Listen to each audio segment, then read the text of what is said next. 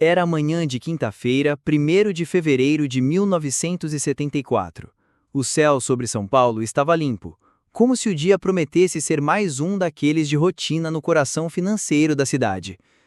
O edifício Joelma, com seus 25 andares de concreto e vidro, se erguia imponente na Avenida 9 de Julho, na região do centro, refletindo o sol nos vidros altos e modernos para a época. Ali funcionavam diversos escritórios, empresas e até bancos. Mais de 750 pessoas estavam no prédio naquele dia. Eu estava lá embaixo, como repórter, para cobrir uma pauta qualquer de economia. Nada que chamasse a atenção. Peguei meu bloco de anotações, subi pela calçada e fiquei observando o movimento das pessoas entrando no prédio, apressadas, vestidas formalmente, com pastas, bolsas e copos de café. Alguns seguranças conversavam na entrada, rindo de algo trivial. Ninguém sabia que, em poucos minutos, aquele edifício se tornaria uma armadilha mortal. Às 8h45 da manhã, tudo mudou. Um estouro abafado, vindo do 12º andar. E então, fumaça. Densa. Negra. Começou a escapar pelas janelas e pelos andares de cima. Corri para o outro lado da rua puxando minha câmera fotográfica e o gravador. O cheiro era de borracha queimada, fios em combustão, plástico derretido. A correria começou. Dentro do Joelma, as pessoas começaram a perceber que algo estava errado. Funcionários se entreolhavam, alguns achando que era só um curto-circuito. Mas em poucos minutos, as luzes piscaram, a fumaça se alastrou pelos corredores e as escadas ficaram intransitáveis. O pânico se instalou. Os elevadores pararam de funcionar. Pessoas ficaram presas dentro deles. Outras tentavam descer pelas escadas, mas o calor era insuportável e o oxigênio rareava. No 20º andar, uma secretária bateu com os punhos contra os vidros, gritando por socorro. Lá de baixo, eu só conseguia ver vultos se aglomerando nas janelas. Sirenes ao longe, bombeiros sendo acionados. A multidão começou a se formar ao redor do prédio. Algumas pessoas gritavam, outras choravam, e eu, com o coração acelerado, narrava tudo em tempo real por um rádio improvisado para a emissora local. Meus olhos não queriam acreditar no que via a seguir. Pessoas pulando. Sim, pulando, das janelas dos andares mais altos. Desesperadas. Elas preferiam se atirar ao vazio do que morrer queimadas. Um homem de terno e gravata com as mãos juntas em oração se jogou do 18º andar. Outro tentou improvisar uma corda com lençóis. Partiu-se ao meio no ar. O silêncio da rua era quebrado pelos gritos e pelos corpos atingindo o chão. O prédio inteiro era uma fornalha. Do 12º ao 25º andar, tudo em chamas. E não havia helicópteros de resgate nem escadas dos bombeiros que alcançassem aquela altura. Eles tentavam, com mangueiras e equipamentos rudimentares, combater o fogo por baixo, mas era inútil. A estrutura do Joelma foi feita com materiais inflamáveis, sem saídas de emergência modernas. Era uma armadilha arquitetônica. Enquanto o caos acontecia lá em cima, o chão se transformava em cenário de guerra. Ambulâncias iam e vinham, voluntários tentavam organizar o socorro. Os corpos começaram a se alinhar em lençóis brancos. E eu ali, com a caneta tremendo, o microfone molhado de suor, a garganta seca. Eu nunca tinha visto o inferno até aquele dia. O relógio ainda marcava pouco depois das 8 da manhã, mas o inferno já havia tomado os primeiros andares do edifício Joelma. Do térreo até o 12º andar, as chamas se alastravam com uma velocidade monstruosa, como se estivessem famintas por tudo o que encontravam. O cheiro de fumaça tóxica já havia se transformado em um veneno invisível, sufocando e cegando quem tentava entender o que estava acontecendo. Eu conseguia ouvir gritos, pedidos de socorro vindos de cima, de baixo, dos lados. Era como se o próprio prédio estivesse gemendo de dor. Corri para uma das janelas no corredor do 18º andar, onde eu estava preso, e vi, pela primeira vez, o caos lá fora. Carros parados, pessoas olhando para cima, mãos na cabeça, em choque. Lá embaixo, sirenes cortavam o ar com seus gritos agudos. Vi os primeiros bombeiros tentando se organizar, mas parecia uma tarefa impossível alcançar os que estavam presos nos andares mais altos. A escada de incêndio era um conceito que parecia ter sido ignorado no projeto. As únicas rotas de fuga estavam tomadas pela fumaça ou já em colapso. Os elevadores pararam de funcionar minutos antes. Quem tentava descer era engolido pela cortina de calor que vinha de baixo. O fogo, como um predador, subia degrau por degrau, andar por andar. Alguns colegas do escritório começaram a entrar em pânico. Vi gente rezando, vi gente chorando, e vi gente decidindo pular. Sim, pular. Vi com meus próprios olhos, através da janela, uma mulher arrebentar um vidro com uma cadeira, subir no parapeito e hesitar por um segundo. Nesse momento, tudo parou. Todos os olhos estavam nela. Ela virou-se para trás, como se quisesse se despedir. Então saltou. Um grito coletivo ecoou, abafado pelo estrondo do corpo no asfalto lá embaixo. O desespero começou a tomar todos nós. A fumaça invadia as salas como uma névoa de morte. A pele começava a coçar. O ar ardia nos pulmões. Eu sentia o mundo girar, e me mantinha abaixado, tentando respirar próximo ao chão, como haviam me ensinado na infância. Mas como manter a calma com a morte se aproximando? Em um impulso, corri até uma das salas de reunião e vi um grupo de pessoas se trancando no local. A ideia era tentar vedar a porta com panos molhados e esperar pelo resgate. Entrei junto. Haviam cerca de 12 pessoas lá dentro, todos assustados, alguns já em colapso nervoso. Um homem chorava baixinho enquanto segurava um terço. Uma senhora pedia perdão em voz alta. Todos pareciam entender que aquele poderia ser nosso fim. A temperatura subia a cada minuto. A fumaça começava a entrar mesmo com os panos na fresta da porta. Alguém desmaiou. Outro começou a tossir sangue. Eu olhei ao redor e pensei, é assim que morre um ser humano em pleno centro de São Paulo. Mas naquele caos, algo dentro de mim se recusava a aceitar. Algo dizia, você não vai morrer aqui. Eu precisava encontrar uma saída. E então, um som metálico veio do corredor, uma batida, depois outra. Seriam os bombeiros? Corri para a porta e coloquei o ouvido. Do outro lado, vozes. Eram eles. Estavam vindo nos buscar. Mas o tempo estava se esgotando, e a porta já começava a aquecer.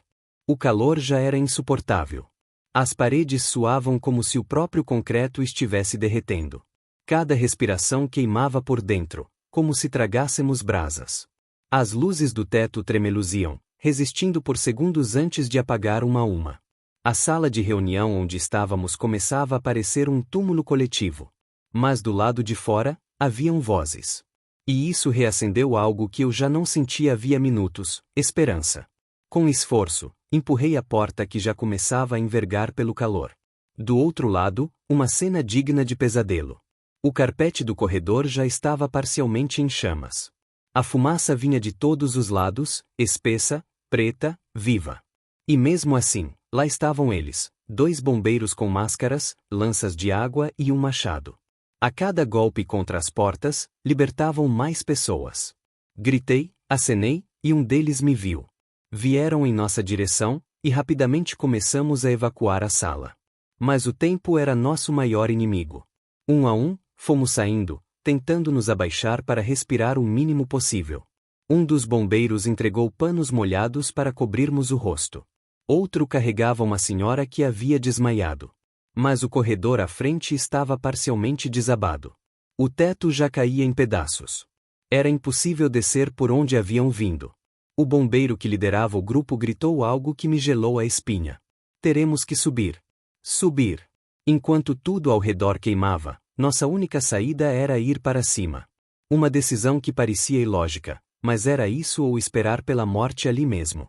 Começamos a subir em fila, guiados pela lanterna do bombeiro. O calor aumentava, como se cada degrau nos levasse mais perto do sol. Passamos pelo 19º, 20º, 21º andar. Em cada corredor, corpos carbonizados. Cadeiras derretidas. Telefones pendurados, mudos. Uma mulher caída em posição fetal no chão, como se dormisse eternamente ali. Subimos até o 25º andar. Lá, os bombeiros nos levaram até uma sala com janelas grandes. A intenção agora era sinalizar para os helicópteros. Mas o vento forte dificultava o pouso, e a fumaça tornava tudo quase invisível. Foi então que vi uma cena que nunca esquecerei. Um homem no prédio ao lado segurava um cartaz feito às pressas, escrito com tinta vermelha: "Aguentem firme. Estamos vendo vocês." Era como um recado direto para minha alma. Como se alguém, naquele mar de fumaça e morte, ainda se importasse com nossas vidas. O grupo se dividia entre esperança e colapso. Uns oravam. Outros gritavam nomes de familiares. Uma mulher agarrava uma fotografia de seus filhos. Eu sentia minhas pernas falharem, o suor se misturando com lágrimas. A cada minuto, o oxigênio se tornava mais escasso. O bombeiro então anunciou: "O resgate aéreo será possível. Mas será por cordas. Um por vez." Foi quando começou mais uma etapa da agonia, a escolha. Quem iria primeiro? Quem ficaria para depois? Quem teria a chance, e quem não teria? Olhei ao redor. Todos tinham motivos para viver. Mas todos também tinham medo. Medo real, brutal. Medo de morrer ali, sem ao menos poder dizer adeus. E ali, diante da morte, aprendi algo sobre nós, seres humanos. No limite, somos capazes de gestos de coragem que nem sabíamos possuir. Um jovem rapaz, talvez com seus 20 e poucos anos, olhou para a senhora desmaiada no chão. E disse: "Levem ela primeiro. Eu espero." Ele sabia que talvez não houvesse tempo para todos. E ainda assim, escolheu dar a chance dele a alguém mais frágil. Isso mudou tudo para mim. Naquela sala tomada pela fumaça, eu entendi que sobreviver não era só respirar, era resistir com dignidade. Era proteger o outro, mesmo com o mundo desmoronando ao redor. Mas o tempo estava acabando. E a última corda desceu. Quem seria o próximo? A maçaneta da porta já estava quente demais para tocar. A madeira começava a chiar, como se protestasse contra o calor que se acumulava do outro lado. Cada segundo ali dentro parecia uma eternidade. Estávamos trancados em uma caixa de fumaça, esperando que o destino fosse misericordioso, ou que os bombeiros conseguissem abrir a passagem a tempo.